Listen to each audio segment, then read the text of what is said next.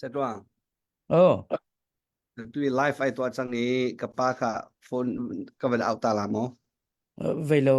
căn mà center area xin một tu here. Kapa ka phone ka bên ảo ta làm không? Ừ. Vậy là căn mà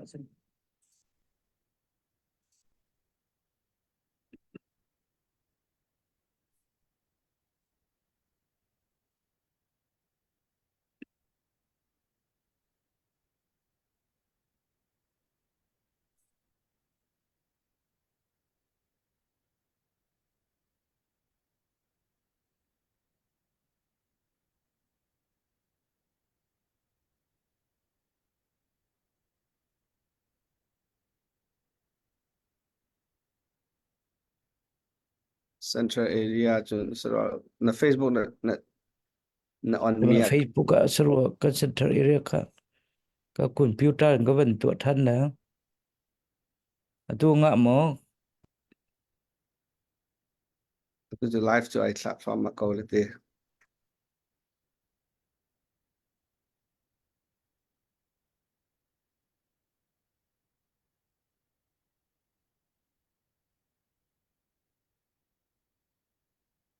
Pa ka bên ảo ta okay. Nang nang ma personal Facebook and chat te. cái mà personal mà sẽ Asa ko la te. Sikat ten mo. u hot cái vấn tuột lại nang mà vấn thạ lột ra. Ai chat chang le poi lo. Ma khat tu Cái ka mà personal sẽ lại chú. central area ben share te lo sko te.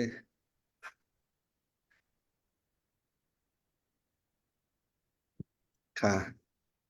man kan topic ko ne set lo. Tari căn mà center area ai thạ đều đi rồi lâu. On na thlahmi kha nang ma personal sero. Apai lo hit thla ko be na personal in.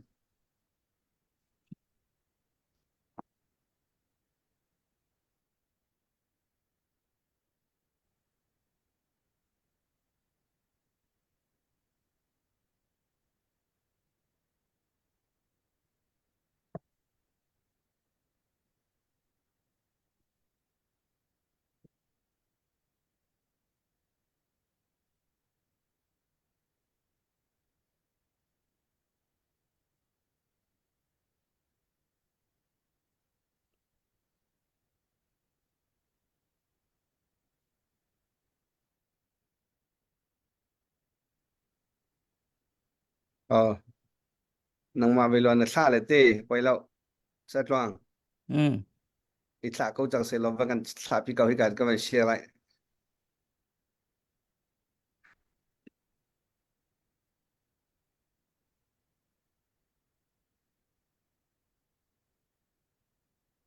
Ngạ mỏ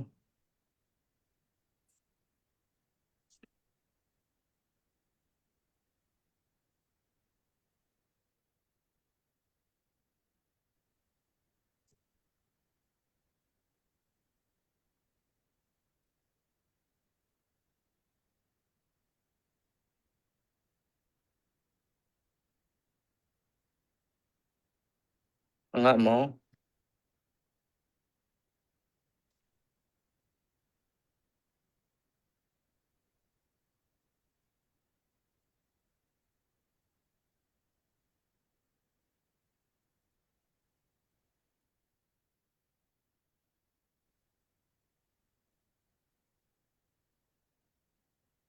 ngạ mà tu here. Ờ nang ma be lo kan kal cho ba ko. Cái mà Facebook á mỏ. Ừ.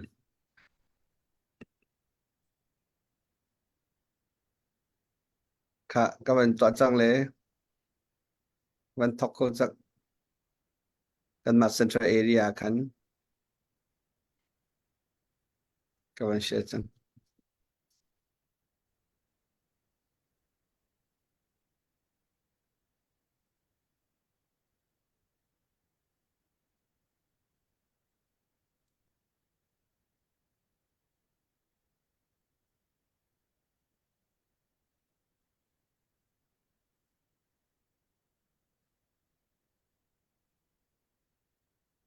แต่ลองมากันท็อปปิกจัง Dari kawan murid na lo tu ya. Kata kawan sen la. อีกาหินเซ็นทรัลเอเรียกันกันมันเชียร์เปียกเขา Semua. อ๋อและช่างตีดูละอากันหากมีเตะลองอนุมปะจังเลยประกวดประชา Tu ya vậy trong mo.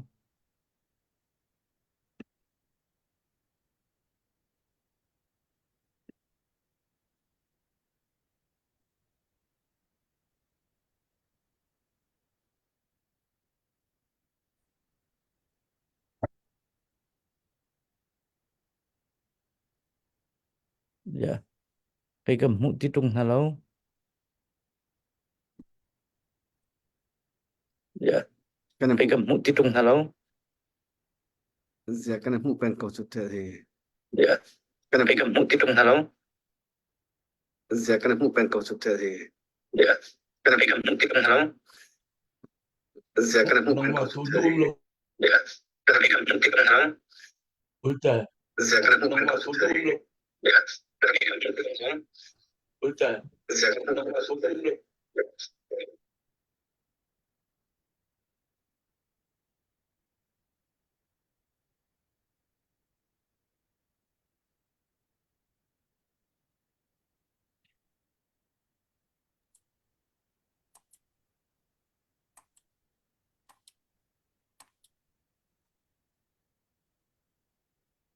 Khá ngạ mo. งะ Tu ai thả trong mo. ทาย Thả cốc tư. อืม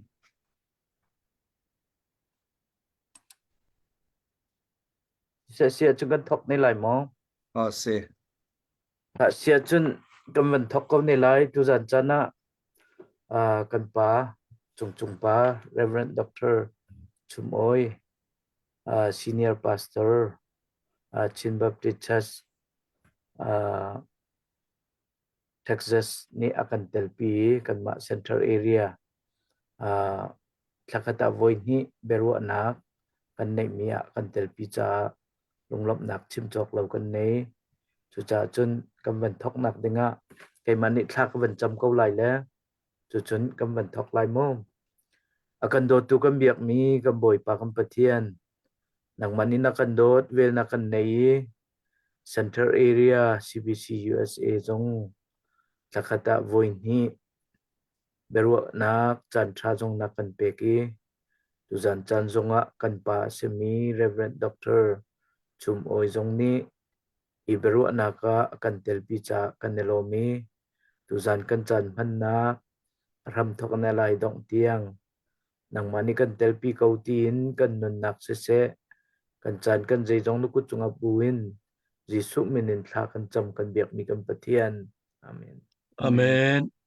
Sia chun tu zan chana kan pa bi kasimi Rev.Dr. Chumoi ni akan telpi lunglop nak chim chok lo kan nei. Tu cha chun apakhat naka bia kan hal deuh hlana Central Area yi kan chairman simi Reverend Henry Van Julian ni kan Central Area tu ning changte hi kan tu ning changte hi wan kan chim nak chan sta lai. กาลมตุจานจานะ Rev.Dr. ชุมโอยนี่ชินมีพูนักกันปาบิกสิมีนี้อากันเตลปีกันล้อม Central Area นี่ตุกุมาหิน Zoom program เตเบียรวานักโปรแกรมเตกันไงมีอาหินกันมีพูนชงอาอบีกิน CBCUSA US รามามีกันมีพูนชงอากันปาเลเดวสิมีฮีเบียรวานฮาวสิโลอดังนักหินอันกองลำเตฮีฮันฮาวสิโลจุดเดชนมีตั้มปีจงนี้อันดักไทยเวีกันมีนเอาปอจงนี้กันไทยมาจนตัวเบียประคัดมาฮีไลฟ์กันสามีเตจงนี้ต่างเสติมีค่ะมาเลยจงเจ้าดูมินิรักเจ้าหน้าเสติมีรวนักเต้นกันตัวมีสีจันดังอาจุนเวลาครีฟาบุกองนักกันใจ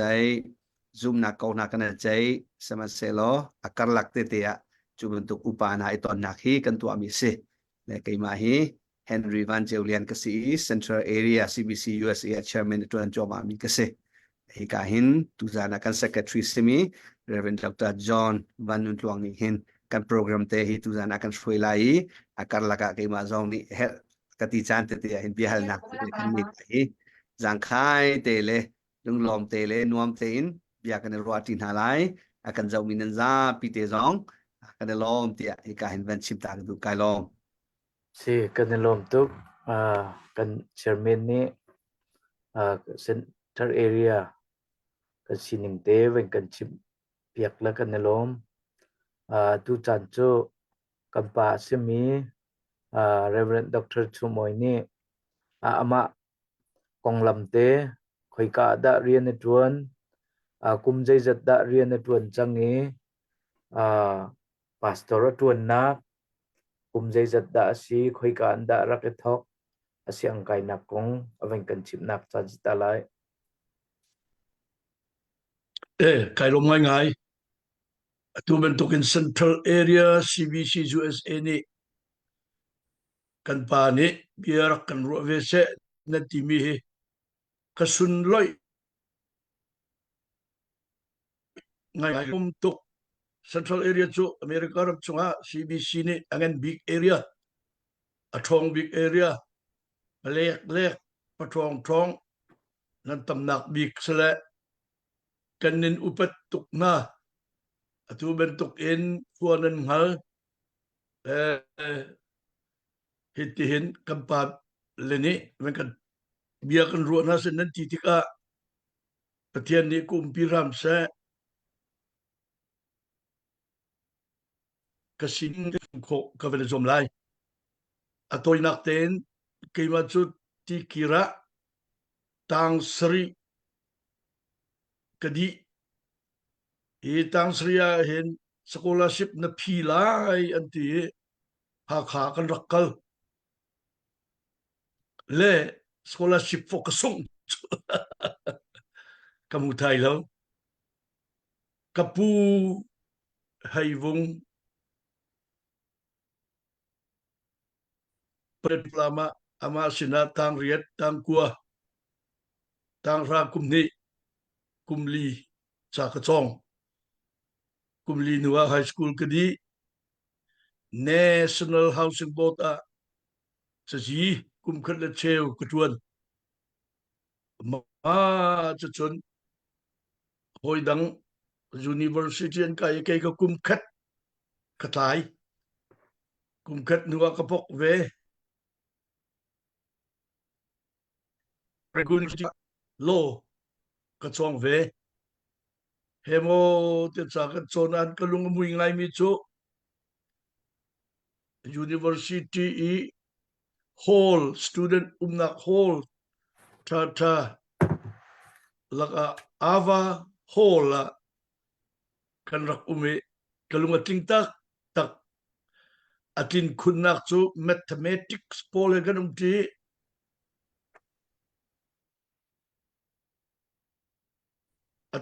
Khrihfabu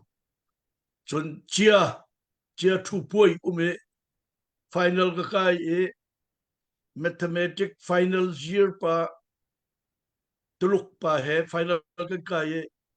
akatai ve baklap kadatlok hongpan han antile kasung dia mai katawe se le kainuam tak i lokan chon lewa university kanika chim ko lo chu pocket money kan nei lo chon scholarship kamu lo chun ka kai kho tung lai lo kati scholarship ka sok akan kasung pulian ok se Dr. Mong kha scholarship ka sok akan kasung pulian pi kati se Dr. Mong Dr. Momongka jam se akalen pi bak ve pasal se le bian ka hale ka khorwahar scholarship kan back ti se le kumli chung zai met phang hai lo ten pocket money akalai ri kai nuam tok ruang chok ka u le pani anh chạm chính lâu lâu kapu pelik cái gì cho chạm chính khu lâu thay đến cái na in cũng như sẽ hỏi nên cái thầy thiệp việc ốc cho LLB cái khổ nạc đừng à nạc mun khắc cái này thì lâu hồ làm khổ thì lâu in sing Bible School à BA kan on chang cha kan enrollment kan to ye BRE course and kan chimi in sing Bible School hola kan ko alang in class kan kai e te sitia Pathian nakin LLB zong chu 1970 a kalim ko ma chun venten ta kadu mi chu Falam now hoi kom ni hong ka thai piak u te ka chim du mi chu Pathian rian ka tuan na aram kai dop nak bikhi ka chim chang ban tok en len wa nak pocket money man anei lo mi kan si thega ke kha khoi ka da kai pe cha khoya member ka se ka thiam lo bun hoi pong ka tuan o ka ngai le fa ka chong ve kum thum chung khoya member ka se kai no to le ma chun karen hoi kom pol kha mi thong anu mi pha kan hoi tu chu Mr. Gideon Sui ma chun aleng lei chol chang na University Christian Student Movement timia ani ka secretary si ke mai kan kana dole a assistant secretary tuan ve se te kum ni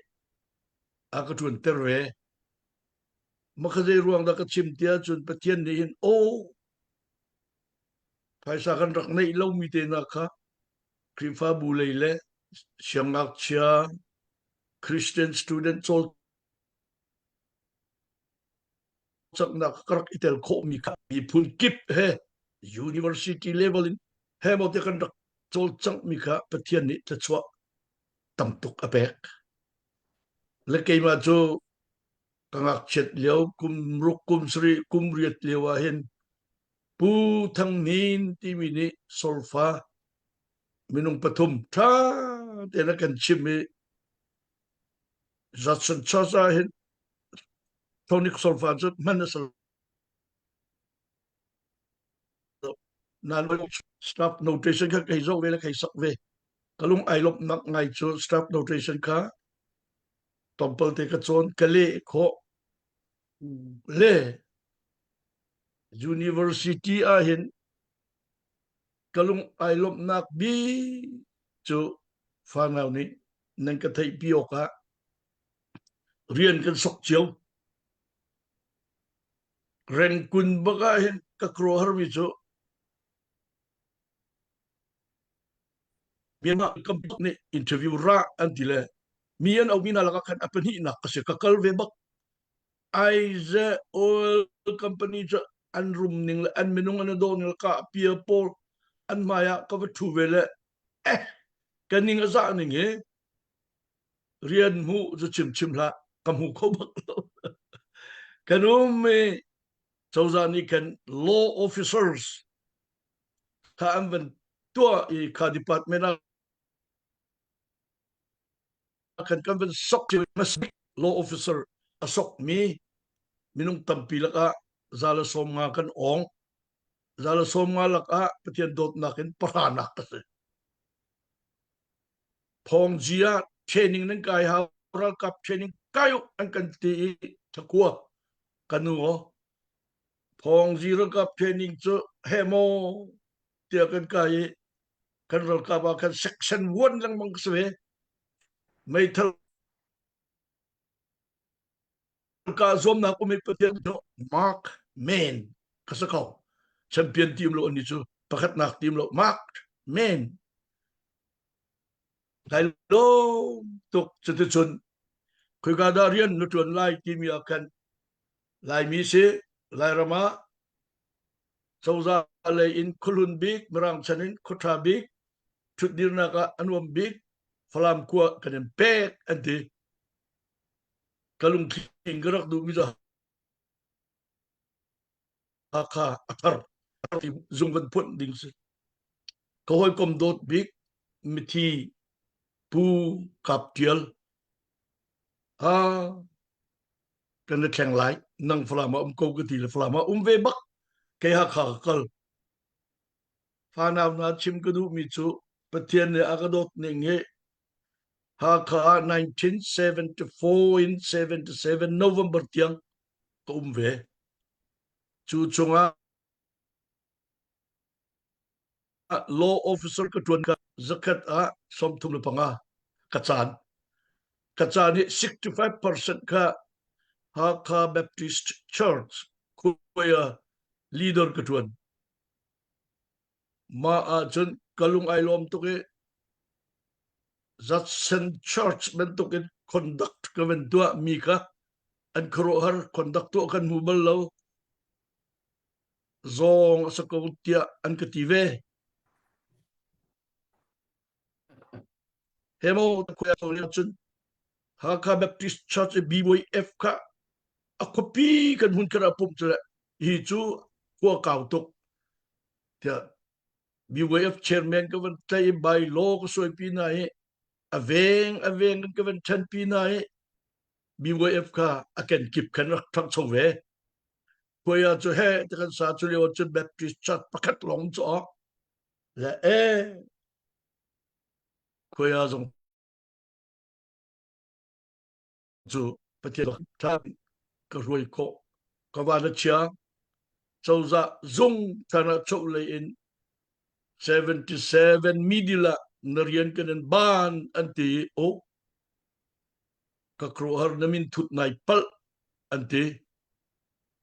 ma chun falam ZTC kan timi thana chun ZBTS kan ti sayan tam ting lo vala zok zok o anti right flaman ka kalpi ma chun November 1977 tokin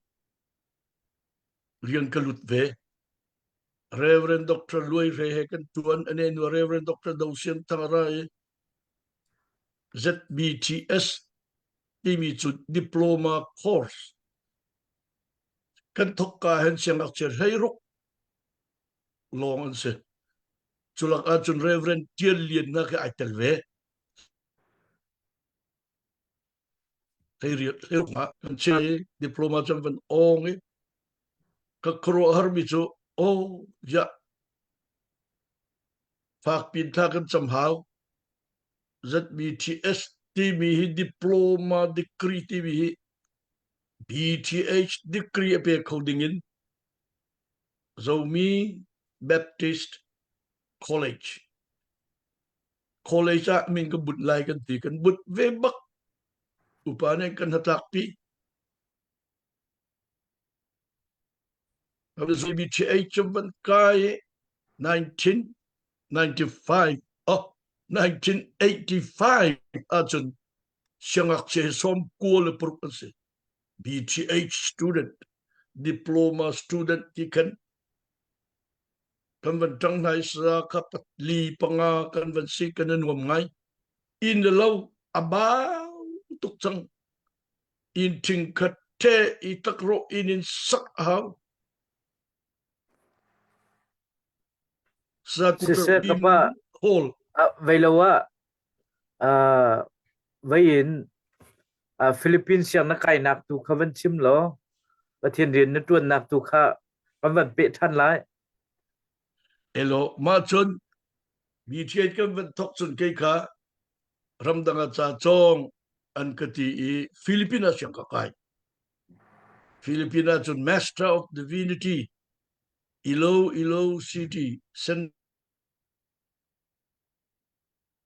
Philippines University ko ongve kadi in Doctor of Sacred Theology anti bagyo kwa kumni deng bang chong ve degree given mu bakin Germany professor pani ra PhD course kaya ka tile scholarship pek ka chim hau tilo kima ni kasok mislo ama ni aka pek ka kalko le PhD ju ka chong ye kum tum deng course ka di dissertation til ni gisle ka til thu thailo atu tiang he Doctor of Sacred Theology ka mu mi ka Baguio Central Baptist Theological Seminary ni PhD kan khen an ti la tu ke ma chu PhD degree holder ka se ma ka khen Germany kum Germany ZTC Bible share kulut ve tiam ko khatiang ka ven sri salo vian wan ka haldu mi umro da kate Reverend Henry Van Chevlen nim van halai kapa maka na cha chon na kha na van chim le khwan na van thok le Germany tiang he saw ngai pinakal I chu na cha chon nak chunga khan zai hi da har cham challenge an to cham mi si ti mi te na kan chim khau ta mo zaini da na ti bi te khazai hai zai ni da challenge an to cham oh mo ko khatsu very big question for me se arwang ministry kan tun na kan mi kan ton mi vial te kom ni kan Pathian rian tun na hen tok tha tok en background ka build up akatu piak tika nabiale kan du amandak mo naru ning sedek mo le zai da har cham na ti oh har cham timi mo oh har cham timi chu Filipina ma long nupi na ilo Germany ma long nupi la umlo fa la umlo ma long I struggle to chu har tok pakhat But pointing on kolok 2 times attempt katun long ko ong ve university chaulan mi standard ka on how maka kai har big bisi chalo dang ka chu harin ka chialo asia chon maka lolo na siang kai na ga zai hida zai ni da lunglom nak am pek bi chu siang na kai nak chunga hin maka ka le kan ni te na kan kaltika hin polram pumpia Khrihfabu Baptist organization masabik ramdanga kalmi kan se kalunga mo ito le Pathian ya kan dot rualo to ken Germany na kan praktika kan kalunga mo ininge asang ve tak tak cha to sia cho sia tlong ni van kan kalki se na siang kai nak velte siang kai naka harsat nak na ton nak le lunglop nak na ton nak na van kan chimla kanelom atui siang kai mi kan fa kan naw le cha zonga thajang tampi kan lak lai ti kha aro chan nak kan nei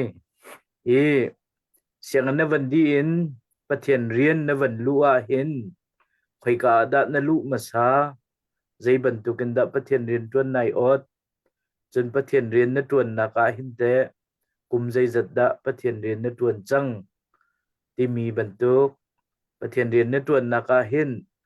zai bantuk da tu nai kam ban hal bantuk kan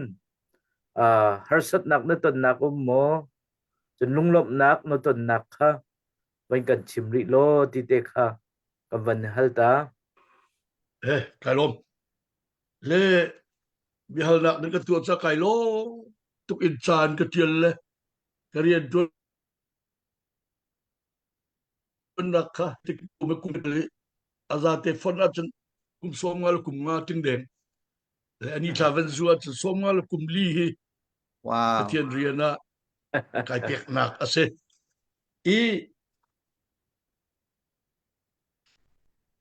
Bible siang in Falam karak tuan nakkan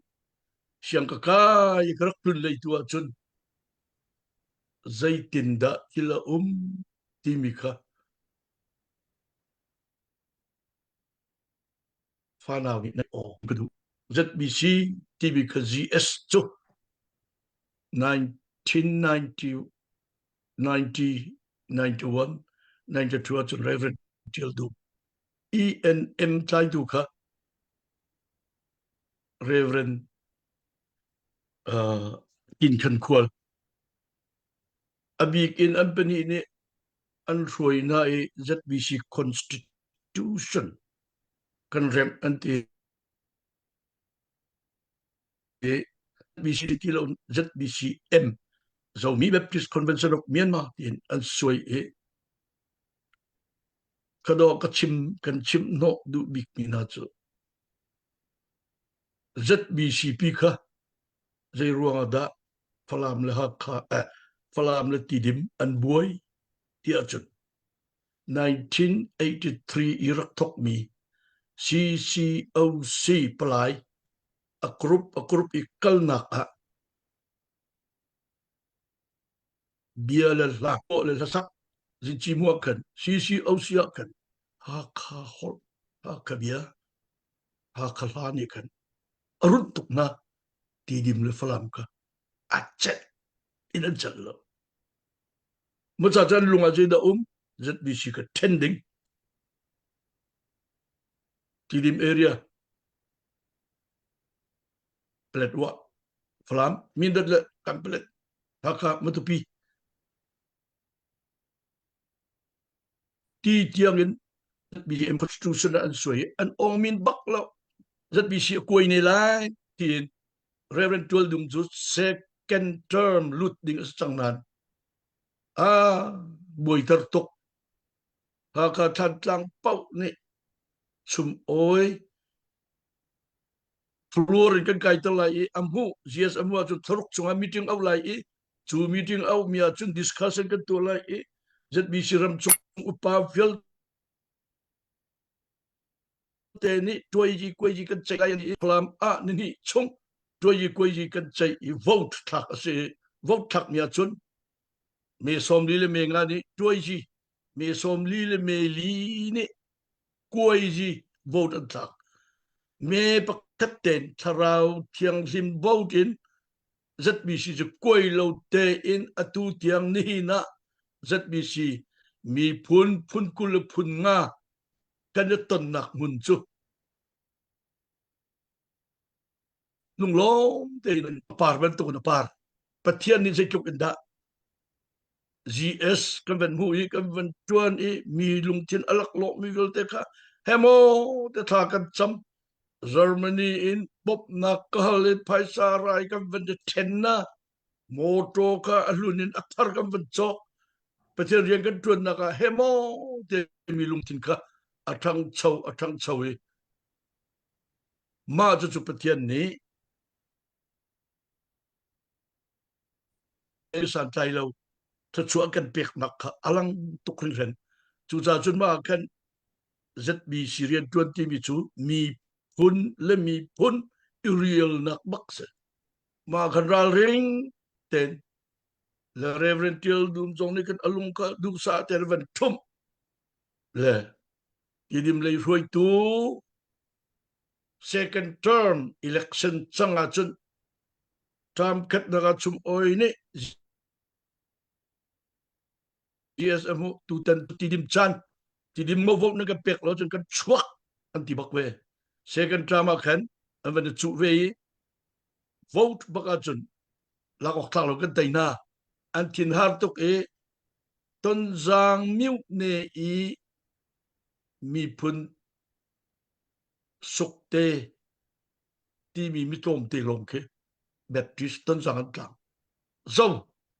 ton jang miu ne zo po chu Baptist an tlang chi zo mi kan du lo anti bakwe ti di miu ne kan si jin ne tây giang ne an ma section chin kan du anti bak ni se zo mi kan du lo anti bak ni se 2014 National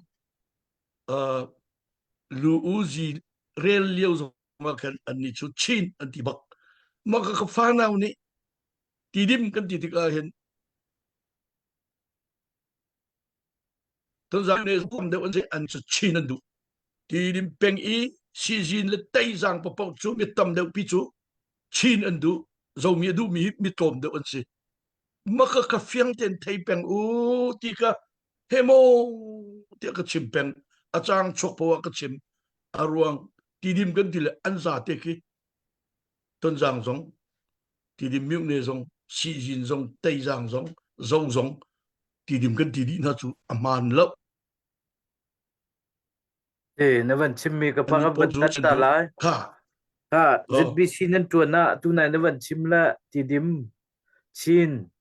thì bên tục dầu mi thì bên tục nó vẫn chim là ZBC hi religious organization cho vậy có Pathian riêng mình nên chuột đâu mà mi phun riêng mình nên chuột đâu thì mi tệ vẫn hẳn lại là cả mi phun có cái vấn đề chỗ ngay là Kriya u nào cái gì thì cho xin ai tu nó vẫn tệ ngay là dầu mi thì bên tục chin thì bên tục thì điểm thì bên tục nó vẫn tệ ngay là cả cái tệ chú dồn tệ chân kan mi phun xin à cái lạc lộ ngay cầu lông mô thì mi tệ kha Kriya pum phật kan si thì mi kha ruồi là win Khrihfabu ruồi naka ka ban tuk te nan rak kal mi kha ram thok tu na nan rak si sual mo ti te kha ka ban ta le ok na tham mo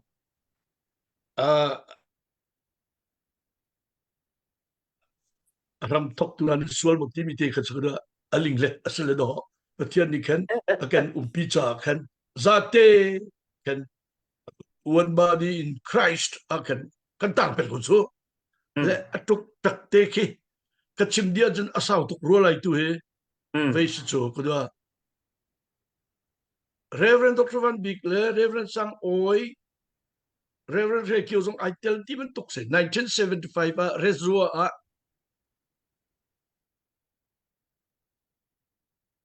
ZBC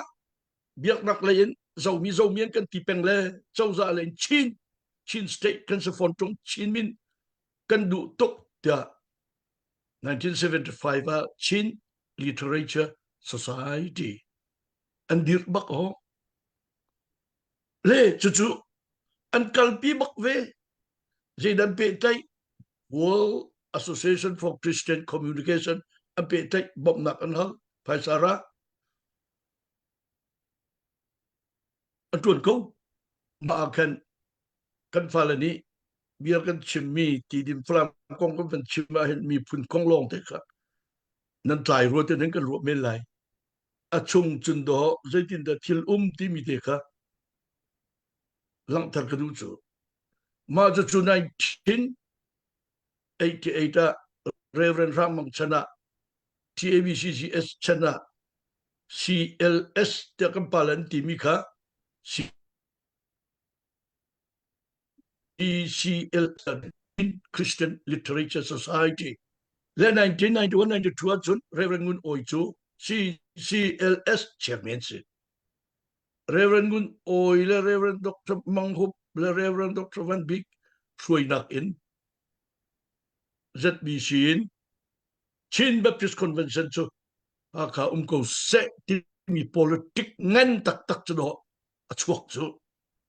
ti dim ni Zomi Baptist Convention ti dim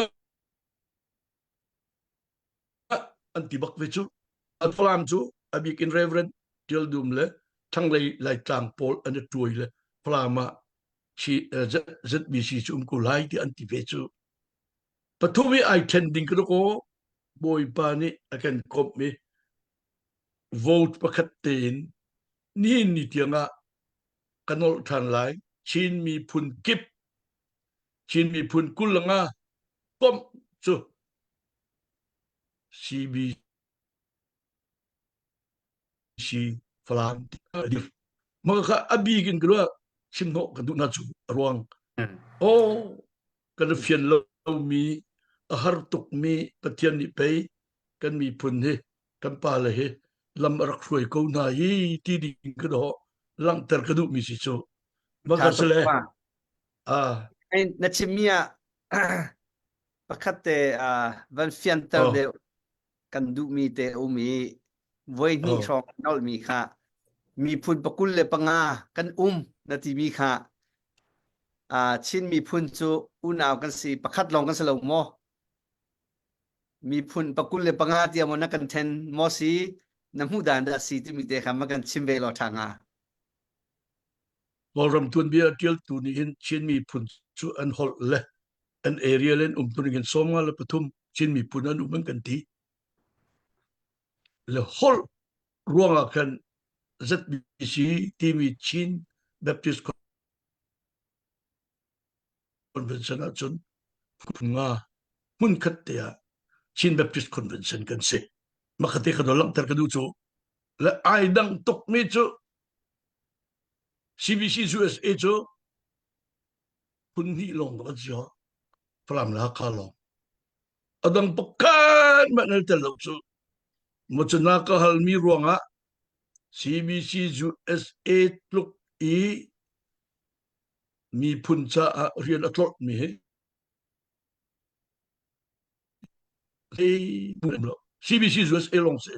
troi tu nani mi pundang ka som ding le hel ding le troi dinga anrot kholo minau nani nan ruwa ding ka kadu tuk le he mo te kavan chimmi si chunta Thì mà vẫn hal về lại à chỗ này sẽ Henry an hal mi kha Paul Paul ni chun lai mi he chinmi he som nga le pathum si tia an ti la akan ti lai la atu chin ti bang tuk naka kan then khacha khan ZBC jong ni khaban tuk ten manan rak then ve mo atlang pin kan pala ni an chimmi chu thlei nga rong long kan si tia atimi hian khacha khan kol ni hin tu nai na ban chimman tu kan kol ban tu ken toi khoina ka mi phun kip khara kan ti la zola ti dim na kan then ha kha chin na kan then falam chin na kan then ban tu kan ZBC ni hin khaban tu kan manan railway khaban tu kan manan tim lap ve ti mi kha ban hal chap ka du la chen kha kha chu ZBC kan tan sao ngai chang la atu USA na phaki na rian tuan na Khrihfabu la CBC kong Khrihfabu kong le kam van e hala thadeu changamo Henry ni Khrihfabu kong le Dallas le Khrihfabu na tuan na kong van hal se lo se ka skau kan lom ma chan hi sao pi kan ngei lo ruang khan online thlahmi sa phone te ka khan ve lo tan te ka zai jong vial te ka chim ta se ti mi ka kan du piak e ma ka kha za pi ni khan di lak khan van ngai kho ve na se ti kan du mi ka se le atu i Chim Baptist Church ve lo wa hin Texas a chun nan dak dir nak kum ma chun atu ate Rian 20 hoi pastor presidency member de presidency biakin na nang ngei chang mo makhat te kha wang kan chim masalo ti ka du ngaiและกันฟ้ากันนาวเลยนี่เบียนวันฮลากันนิจาจนอารมณ์เลยขนาดปูรเดวโลอะไรวะแล้วจงเลยลองสรุปตัวอเมริกาพักนักของใจตินดา refugee ตัวนเบียไอทอกที่มีนั้นกันชิมตลอดจนตัวกันจัดป้าไม่เลยตัวบริปานิจันกันเปเทคุเซอเมริกากันพันกันนี่กันพันเรียวะ1994 อเมริกากันพันเรียวะโรเลนมองลงคือ migrated สิและดาลาสเอามันเราน่าอันดูสะเตนRev.Dr. มังเกียรติพลค่ะมาคนมังเกียรติวันกันดูสะเตพันมี1998เห็น Dallas area หลายมีสมลีหง กันสังคริฟาบูดิร์สรีแล้ว mm le fellowship in kan dir le fellowship chung kan a nulpa American Baptist churches nulpa na ram kan pane Baptist budang yang kan tai lai kan taw lai kan ti CBC in 1999 March kan rak dir e atu he kum kulukum nga kan tin kum se celebration tu kan tim tu he ma a chun kan hoi le ni an rak thai kho lo mi kan chim na lai refugee lu kho nak de nga Pathian ni lam akan ser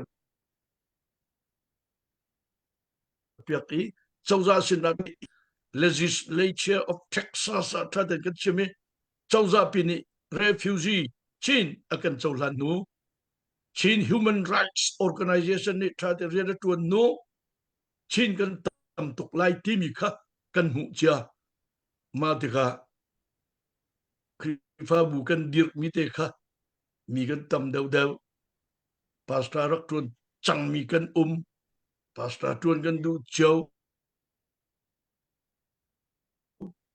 an tai rak mi CBC chu du sa ten I10 ne 2005 pathuma kan chwa 2010 na chun pasaria kan attend atu liawahin Dallas Fort Worth area long ahin Baptist CBCUSA ape time he Khrihfabu pasari kan the certain area kan chon Texas le apong kambil te he Khrihfabu kulathum kan pastor sa sama he sawm leader kan kan tamngai le kan area man he foi ten kan thong kholo CBCUSA IO area ni an ma area na tuan lai CBCUSA he da lung khat ten an thong an kai na tuan ti lai a thong lai kan ti le tu kan tu khobak lo area kha bitak ten ria tuan lo tu le mangkan rak man mi area se ti mi ka amin chu adir arian tuan na kan thong da lo mate ka comment tu ka du i boy pani lam kan roi lai mai le chun atu liwa southern area Khrihfabu kulathum pas tolong te li rong kan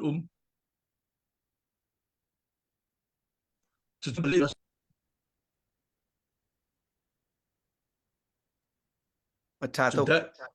vậy là Khrihfabu con cái vấn chi mà khăn dây tin nạ cái nặc phan thì mi refugee con đó vấn tự chi cái này lom cái mà bia cái hal mi kha tu cái chim bên token suy mà làm na gì bắt chung te xịt cả khăn thuộc pi dòng cái lũ khó lo mi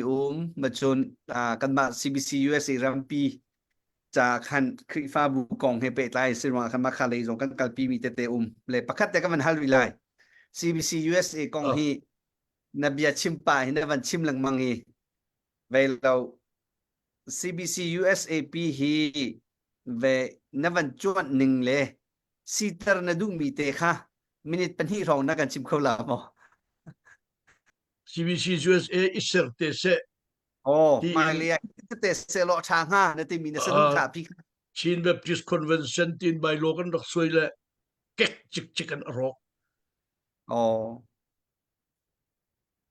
Chin Baptist Fellowship tin kan diri 2004 thok in 2012 was Chin Baptist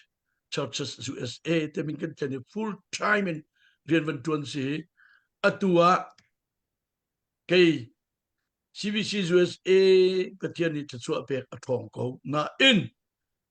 rian tuan nak ipe chai nak kan ma long chinmi phun laka kan ma long kan ril American na mi phundang organization vilte ka kapit lai na kan ma long kan ril Baptist World Alliance American Baptist Churches Asia Caucasus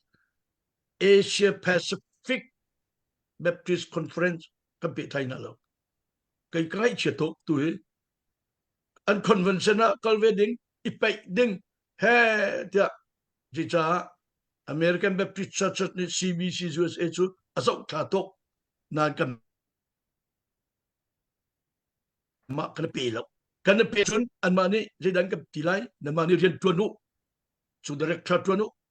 adong na ka chun GS.Dr an kan ti chan phat tilai nan ram kan but bak lo kan thong ai kan ti le kan thon na ai dang ke chu vil za sa rin Cha tuk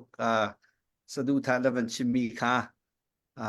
atling te kau lai tia ka zoom kan kal chua ma te lai tia ka zoom kau le ka van pe ri lai sia tuang ka van pe khlan a hin atu hi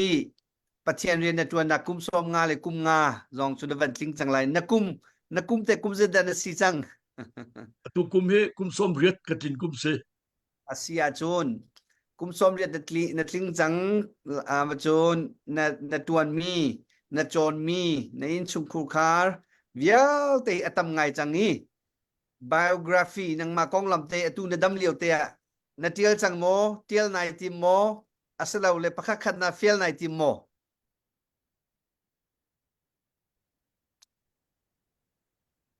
se biography tial ka tim ko tu he zai tik ada ka cho kho de lai ka fa naw ne tim cho ma ko nang ma ni na tial mi te mo ha ke ma tial mi pain ka chum ve lai na en oh ka fa le ni kan an ven tu pom lai okay cha tuk ai chu mu lai kan ngai tuk realize do kan ngai tuk ma chun kan pa le hi tuk tuan bia te na kan cha tak mi hi mai le ya chu no au pau ni van call le van hall le van rail se te lai kan ne ve lo war mi zong kan lai zia ma hi te chu mai rak tu alo we ti zong kan la le ma hi tuan bia cha tuk lai tha te ra kan tiel pia kau lo ti mi zong kha van chim ta ka du hello kalom sa twang Chuvan hel ko re samo asia chun se tikir khwami si nasi laimi nasi nai ornak te hi chinmi phun nasi nai ornak te hi naman kan chim khola mo kan fa le kan naw le sang zonga hi ka USA thang mi labang chu ma kha chan na chun laimi kan si kha phil kho zong si nai ornak zon te naman ka chim khola mo naman kan chim la mo oh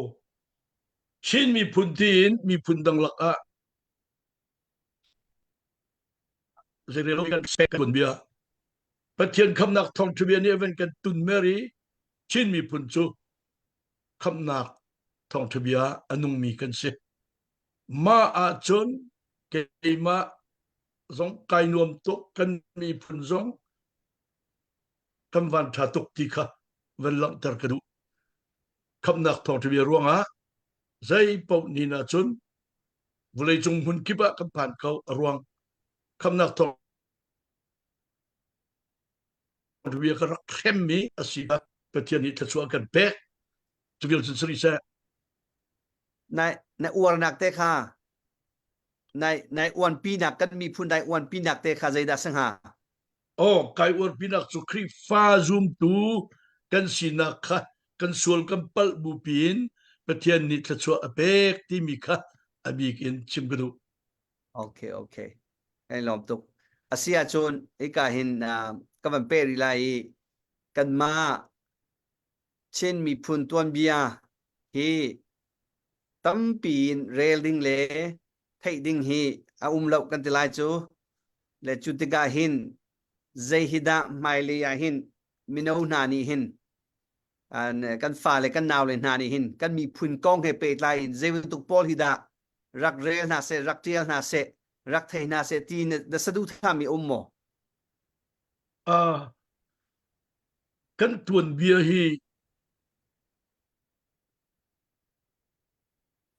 fel ter ni ka kadu ngai bia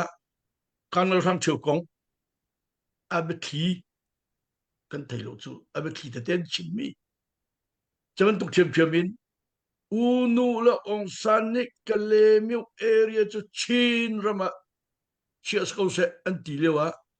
lai mi roi tu ni maya phong in a chimarel le a tlai ko mi kan lo sakai tai na lu kalungaro tuk atua maga atoy tuk nak man chimmi sele atu i CDF KKG anvanti changa chut kai lom ning he kadang nakin bom na kapek de mi KKG aruang thong na se ti ka du to tha cham chiao nau si kan mi phun kha apun phun indir pi hao ma chut chang le pe yo Tết loang. Se Henry ne thatukin van hal thatukin na van kan le la kan nilom kan van hal du mi chu kan pa le pakhat na si ban tokin USA a lai mi hi thongsom sri rong kan phan ti hi an chim chiu mun kip ka kipa hin Khrihfabu chu kan dir chiu Khrihfa kan zum ning hi zaitin da Pathian hi bia usi lo Thangthat usi lo ti hi nakan du piak mi si atu nan Khrihfabu nan ruai dan te Pathian nan Thangthat dan hi nai lung hui mo khaban tu khan lai mi dang jong ni hin Thangthat chiu si lo a tha tia na ruwa min ha a mo a zaiti hlei khin Pathian khe bia de usi lo ti khina kan du piak mi mo sa tuang na question chu a har tuk mi se ma khong ka tai piak re cha ke mane kan tu mi tha ka tia chun no ta chun nak chim gudu mi chu America kan umi Baptist chu northern le southern tin and ten liberal le conservative in tin and ten northern liberal de tilian southern ka moderate in pania koi America pia hin Texas Baptist many southern le Baptist General Convention ti pania koi bak moderate polka adang ten chu tu hi le ma chon pum ning le zup ninga kan moderate I kan kalding ka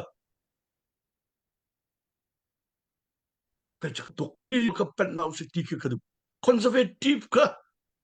war house city ka du tok moderate in the kan kalai timi ka kan fala ni chatiam pol ni roi tu thar pol ni nen kan lead ding ka du ngai mo cha akaw tok mi se le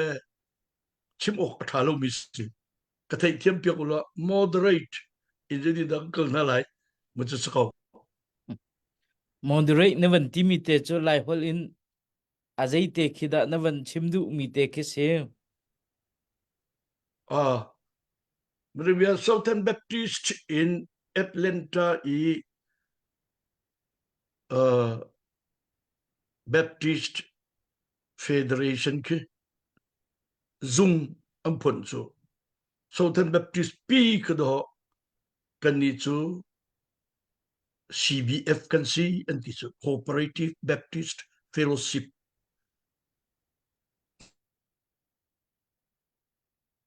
mu chu moderate an chu le ka or tok chu kan ni an du zong du lo ta an address kan mo takat zan hi in tholom to zan hi zemen so an ni chok tok le fundraising nen tu la stand an kan chon piak nik le chon piak ok thalom kan chu kan pa zo lo le fanau na kan fian ok chu Texas Baptist tuk ye conservative mim lo mu chu ko pania ai chan chu Baptist General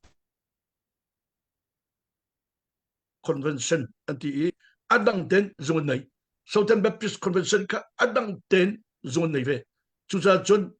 Baptist General Convention chu moderate Southern Baptist chu conservative ti bak ren ko maka ka America tening kana fiana chun kan ma zong kha zai to hoi inda CBCUSA hi kan Khrihfabu hi kan roi lai moderate deu in kan ti lo e liberal tok kan kal lo de hoi kan lo ti kha roi tu ne na lung ti da na che ri mau maka te ka fort field kan tu na na chinmi chu liberal zonga kalhau conservative zonga umlau alaya umu ti na du nak samo moderate kha kai chu kadu tok ti bia oh cha tok Awan hal chap Avoi tok lama. chuma kha se van pe di kau set luang Sisa Chatisia chun moderate ikan Haldu umko binti nak ba denga. Tunai na ban chimmi moderate ya kalmi American Baptist Churches ka zai bantuk da Pathian rianen tuan ram leng asia ram chung asia an rian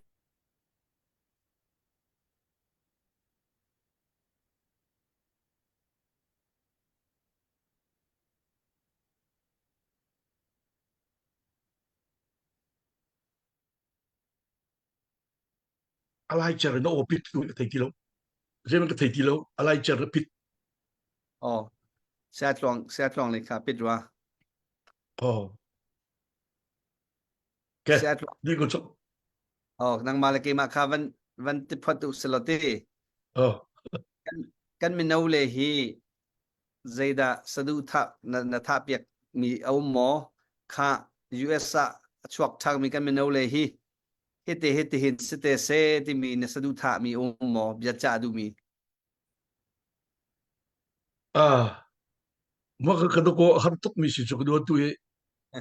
zaidang vilte cherry budang vilte cherry kan Khrihfabu mana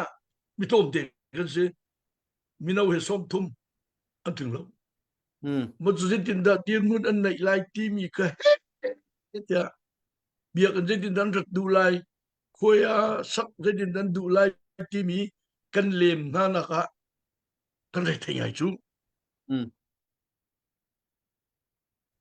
maka zai biak in rak du nak lung tin khoya chon du nak lung tin Bible study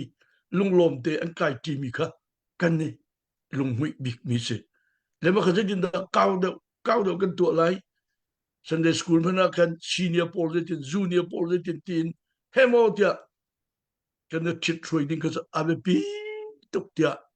le kan du ma chu na chon nak le ate zaida sadu tha piak na du mi biak nak le tu khana van chimi te ria chon na bia kha ven pet chu oh cha chon nak le ate zaibu tu hida sadu tha na sadu tha piak mi se kan mi no Pathian ne kan dot kadam cha cherry Indianapolis nan kong an kong ke Perry County ke kharo haran thang chau an min tha kan dilai min chet nak te tu chung sa lo ye kadam cha cherry lai Louisville High School lai sa chi ne Chin Baptist Churches akan warning chu oh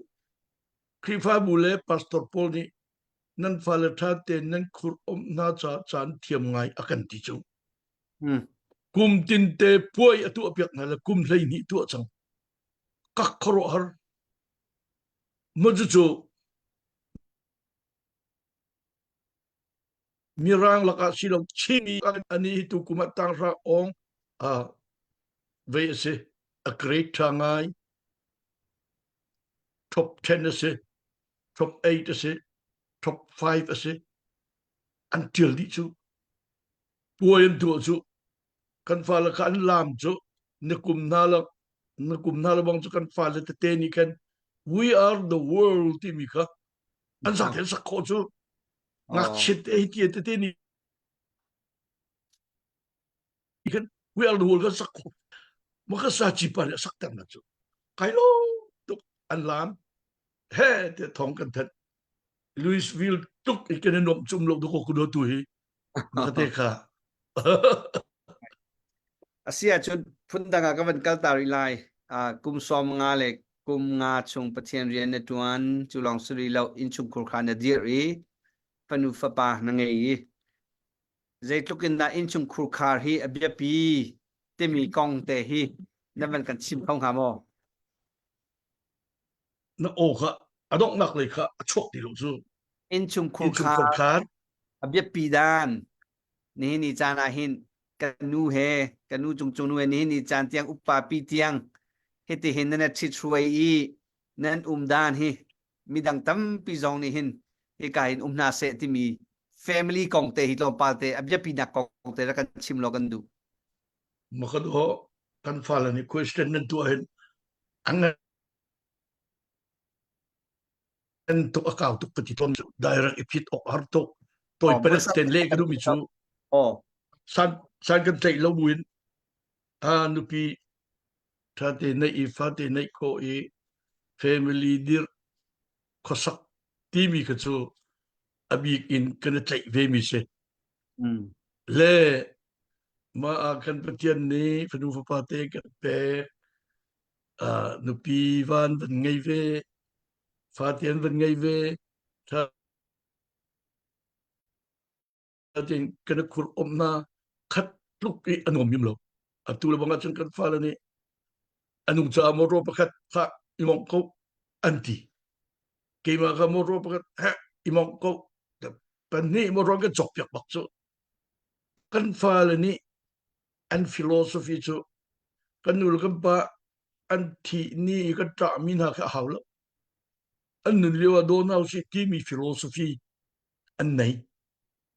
ka orto an nun dam lewa her mi te ke kan ti kho tok bom na sen ti le an kan lom tar tak tak ma chu chu kan ni family I polol sun thu chia do a che pakhat ase kai nuam ngai kai lom ngai pastor na tuan na kong tong pa te ka van lu than la pastor na tuan na ka Khrihfabu pi ngandam dinga hin thong dinga hin azai hi da abya pi cham tia na mu ning se kum som nga le kum nga chung GS song na rak tuan pastor song na rak tuan saza song na tuan phun na rak tuan ni zai hi da Khrihfabu thong se dam se tia zai da kan to how ti mi a chet pathum rong na kan sim khong ha mo tha kalom si pastor ka tuan nak so Amerika ase chulan cho teacher administrator ka tuan mi sele pastor ka tuan na ka an abikin Amerika I Khrihfabu pastor tuan cho kren pani a chinmi cho atin do sura tu ting sura pasta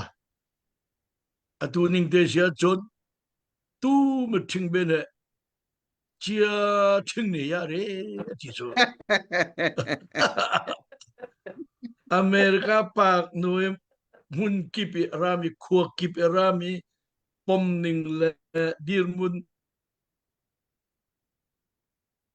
tam tuk anai mi kan tong na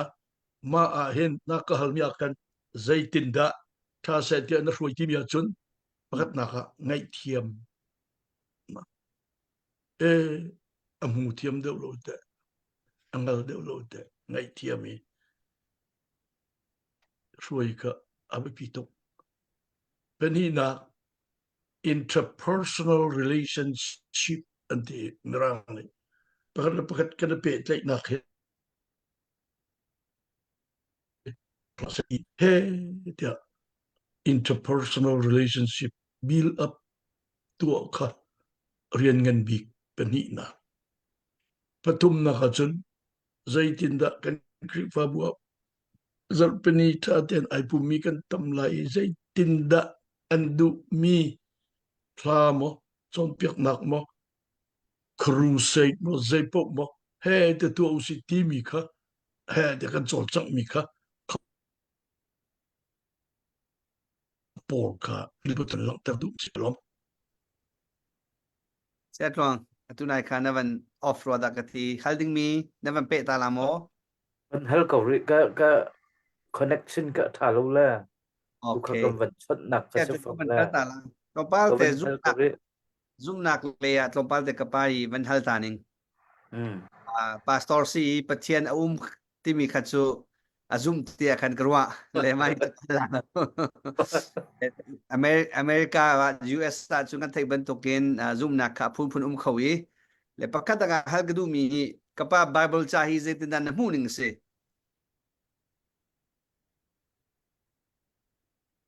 Kadwa khateu ka very very big question chu minute pakat pani chimok slow le Atoi phiền nak te mi chim le lo. zai pak sia Oh. karo har se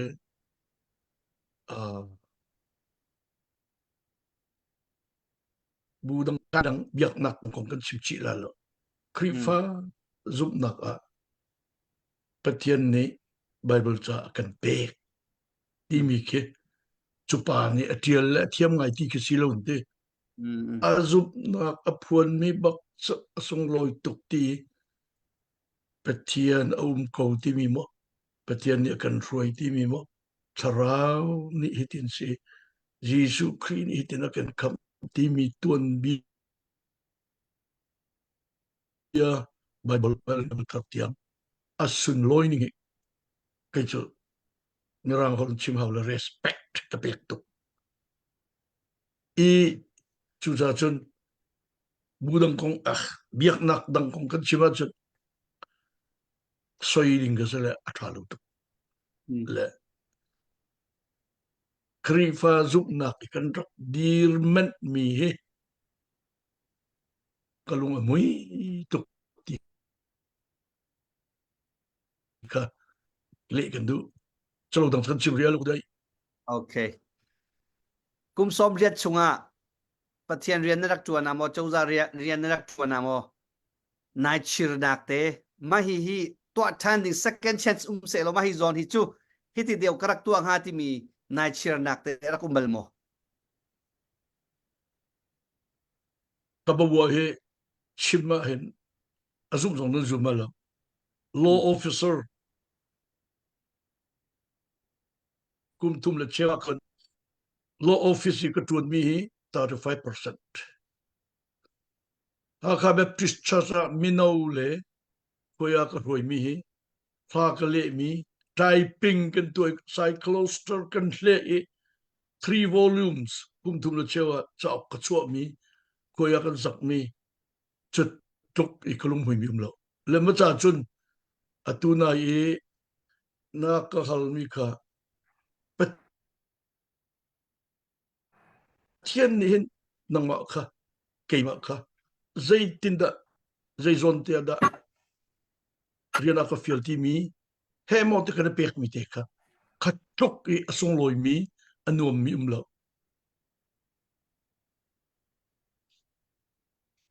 Oh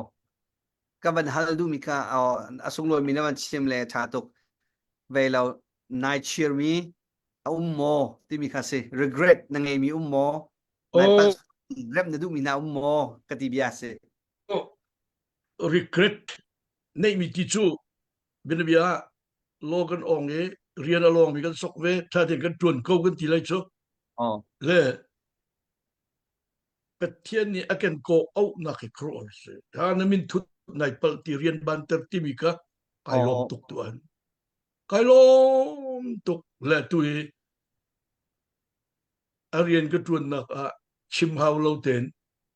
ke ma kadu tuk mi tu ka Pathian ni piak e ram da song chin lang mangi rak khun tik zonga malama ichim por sala se mi ni van ur ve mi na bei sei mi kan si mi ka tuk I ka ur mi mlo chu za chun regret to ding zo ka ngei bak lo ka ti lai kalung hui tok ka bo he acha to kai asia tu nai khat long pal te na ban chim mi pe zul in ka man in hal lai Pathian ni hin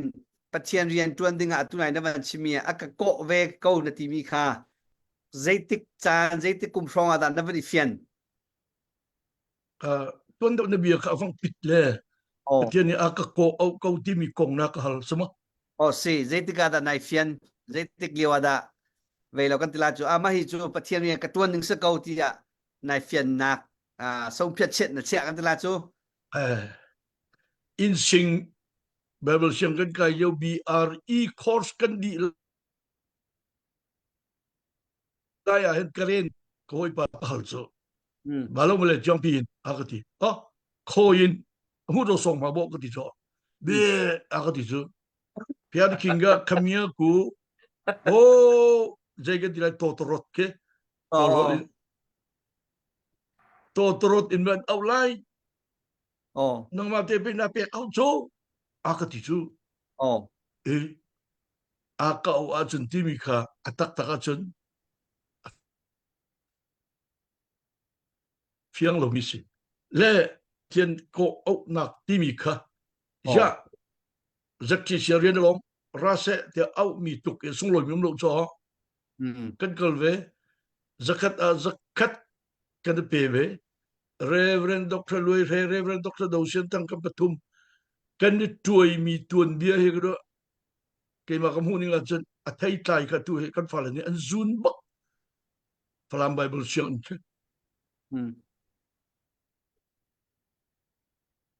la tu chu Christianity theology ti ve hoila MD nan pek ve hochu ka tiang ka zale ka de lama kan roi ko lama kan hal du mi te kha a zai zon te da zai kuma da timia kan vai zattisia rian dok 20 an ka au mi kha si, Pathian si, au bak asa ko ti ko ko asi, cha tu kai, le,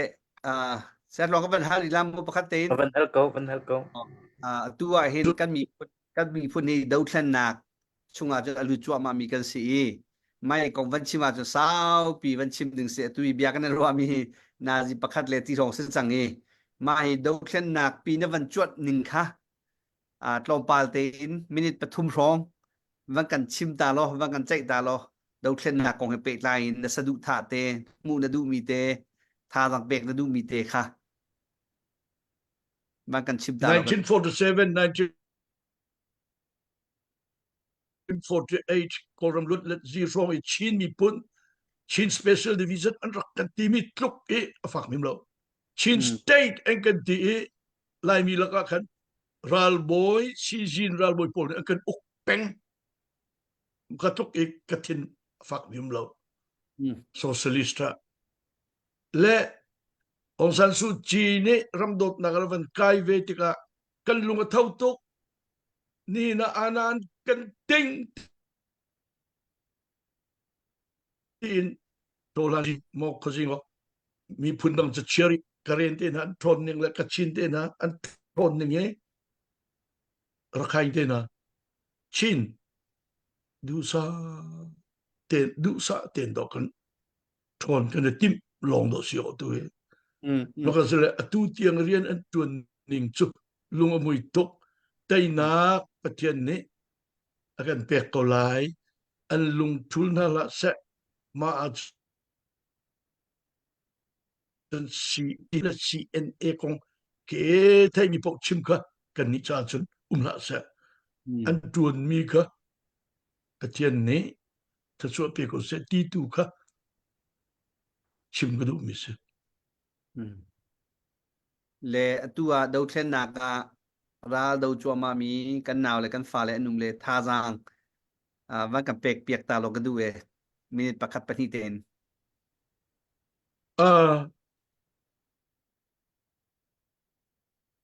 atuin te sia chun CNF lay in CNA lay an di mun ka thong chin lang mang se ti ka du tu ruang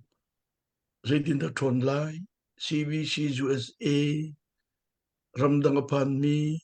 chinmi nani kan pai salai tazam chacham tazang pek nakan kan dir pina ding ka du tuk le kan si ko tok chun kan tu ma ko an ma zong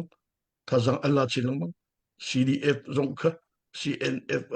CNA alucho mi one government, one defense department, ralkap bukat long, lai mi chin government pakat long, timi kaso, kadu tukle boy pani lam kan foi kuset. Cái làm xét luôn nó vẫn bị làm mỏ. thì atua chin government na van tila atua kan lai mi pi ni kan palen ni chin government an van ser chang e hi chin government an van ser mi he zaitin da thong deuh se chak deuh se tia kan tan pi kho ning asilai kan lai mi phun di lak ne kan e fun to me zaitin da kan tan pi kho ning silai ti mi te kha when kan thop ta lo Oh, makat zong kan van hal kada akau ko ning he jeruanga CBCUSA education hakatantang an ma ne chin anala an kan timi rim rim cho afak tak tak do sio le kolram zonga chin pinia hakatantang ne chin anala midang sere ti fak tak tu he le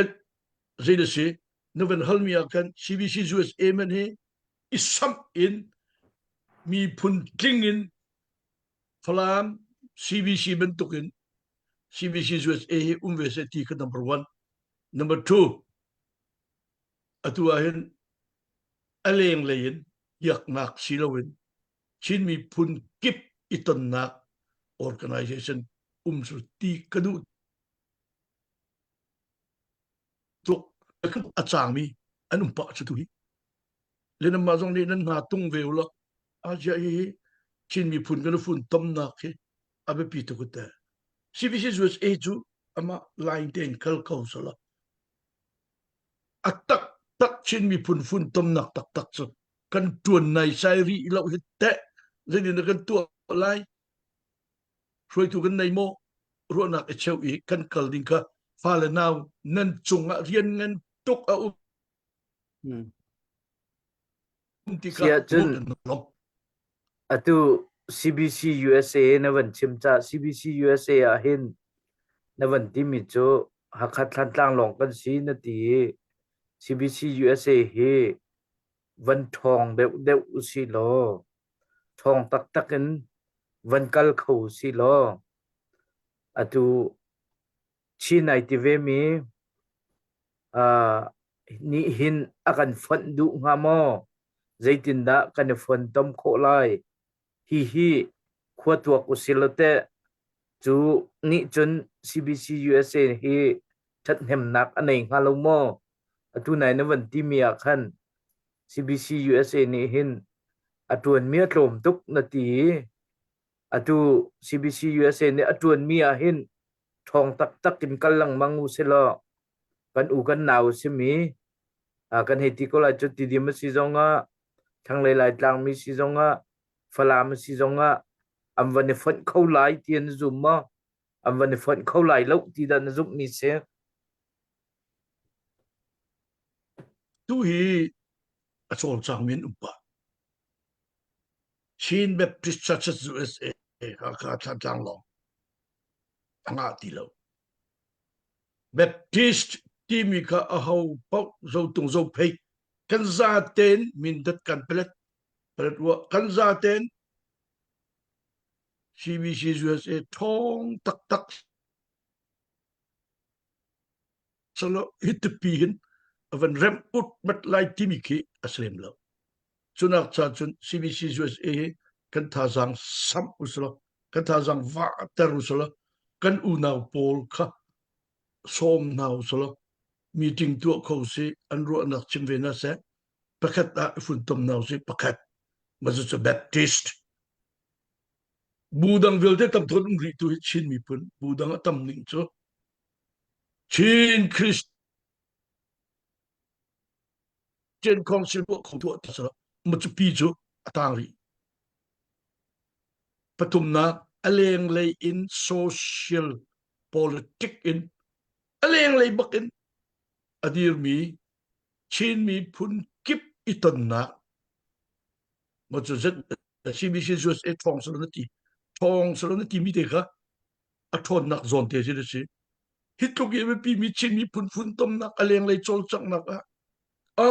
กันบาจัตเตกุดาจังกุช่วยตุนันมังนาสโลชินมีพุนต้มนักอะเรียนจวนนาเสดูสัตจวนนาเสคอนเฟอเรนซ์เอานาเสเทรนนิ่งอีเปนาเสอีตองนาเสตีนรัวลงมีปีCBCUSAนี่dollar tin khat kum khada sang sen atu achun maka kha khai chu CBCUSA a thong ka ti mi se chemen tok tuan tung lo yi kan ma area long ti kan kal khan chun CBCUSA chu ai tit mi aman ti lam alam kal aman ti lok tu he maka kha kai lam tar ka du mi se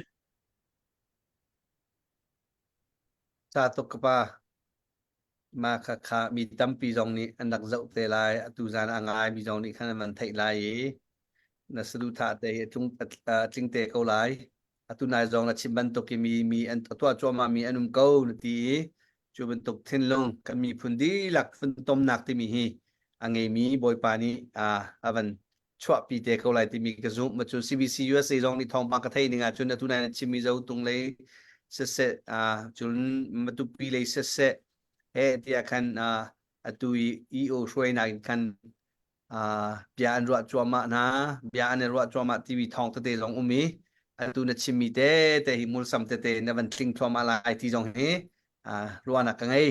le atu hi bia kan ruami hi nazi pakhat de che rong se chang hi tu zan bia kan ruami hi tlam tling ta tak bisi ti kirin kan tho ki CBCUSA hin kan man phan kan tla cho maka kasi na cha chon na kong na rian tuan na kong na in chung kru khar kong Texas na pastor na tuan na Chim Baptist Church kong chulong sei lo refugee kong na van simri le tu zan hi nazi pakhat le cheu te lo sa na te in kan tong tham mi topic hi ngai se tu zan kan chimi te hi van tiel mana chau hi toy non te chuak la te maka kasi adong nak lia tu hi siatlon na kan kalpi ko lo kapa hi velo adong na ka chim du mi te chim chan kha kam pek lai na van kan shwe ko lo siatlong se si kan lom tak kapa chung pa tuzan central area kan beru na kan tel pila kan lom nazi pakhat la cheu reng lo deu bia na kan ro mi asung loi tuk atu chudong nak lai kan kal lai tu nai se henry chimban tuk khan nang mani betlang kom nak kan ti lai chu nang mani na sia her mi kan chinmi phun cha se Khrihfabu cha se kan rian tuan nak ding that nem nak kan hu nak ding cha na sia her mi te ban kan chim ta lo chun kan beru anak kan Dr. te ko la mo ai on zai pi chu chim kholai lo na in kai kalung thina umi chu Pathian ni CBCUSA tha ten adir pi ko nan atua ding mi akut ake asam ding mi ha kan sam khori lo ma zo tu kan chim long bang mi ka zai da kan tu ok timi te ke chul ka du ngai pen hi nak chu ngai lam tuan a hin abi kin tu CBCUSA lung thin in bia kan ru de mi assistin ka pom central area in dir mi abepi to ke mun lai na si cha mun lai chu ngai chia in ru nak in thin lung in di heu nak in thazang in nan chan deu ding ka ke kan fork na si cha tia chun nan ma area long slo akap te zo menu so ten na kan tam ngai ko ka tan กันในฝุ่นต้มนี่เอฟเฟลไฟโคโลจูเลยเซ็นทรัลนี่ฝากปีนผมกันกัลปิวมาชนไม่เลยกันลำตัวน่าเห็นอาเบปีบิ๊กมีจู number one นี่ก็chinmiมีพุ่นวิลเตคอมอินเจตินดาแบปติสต์อินบูคิปอินอเลงเลยโซเชียลพอลิติกอินใจตินดาchinmi vilte chinมีดีลักฟอนone voice อตุนิกเสียจะ one voice กันในบักเราอเมริกาเมนุงมิรางเนี่ยใจปักกันเรลใจมันเรากันเสียรวงกระชินเปียกมันกันทุกนั่นเราอันนี้จะ one voice บักกันกัลชินมีพุ่น one voice กันในบักเราฟ้านาวนี้ถ้าห้องกระจำปีเวลที่กันซอมมินาโจชินมีพุ่นดีลักเคอเมริกาทกันเวลาจงปุ่มเปีย one voice อีกันกัลนักดิ่งค่ะอาเบปีตุกที่มีเตะคีมันลังเตอร์กระดูดองลงปอยปาตุนี้ลำกันรวยแซ่อาชาตุกกระลอมตุกนัสดุท่าให้บอยปานิทชวเปเซโลนังมานันนุนเลียวชิมจงอ่ะจูเป็นตุก movement หนักนะสากันจำไหลกันโจลจังไลที่มีจงค่ะวันชิมตากระดูออนไลน์อากันเจ้ามีผู้เรียนนาวนานนั้นจงอ่ะกันลอมนี่เนี่ยเบียกันรัวมีRev.Dr. ChumโอยสิPathian ni kan mi phun sanga mi se tu zana bia kan ro mi jong hi along chung bia a chimi jong hi ama dir mun te si kan ma sanga hin chon ding te kan ma sanga tuan bia chia ding te ti mi jong kha hi ka hin van chim ta ga du i center area io in Rev.Dr. Chumoy ne chunga kan lom chan na kan pe ki ne chunga kan lom mai le ya hinak sawin kan chim ri lai akan chinmi te hi tuan bia tang te se lo mai le chan sao pi tiang mi tampi ni rak zomi le rak hol mi le rak ngai mi sa ram se ti mi hi akan sadu tha chu se na chunga kai lom se twa kan ni lom thank you ค่ะเสไม่เล็กกันนี่ต้องทันทลาย แซ่บายบาย เสร็จนั่นเช้าน้ำไปก็เสร็จ hello ดับเดน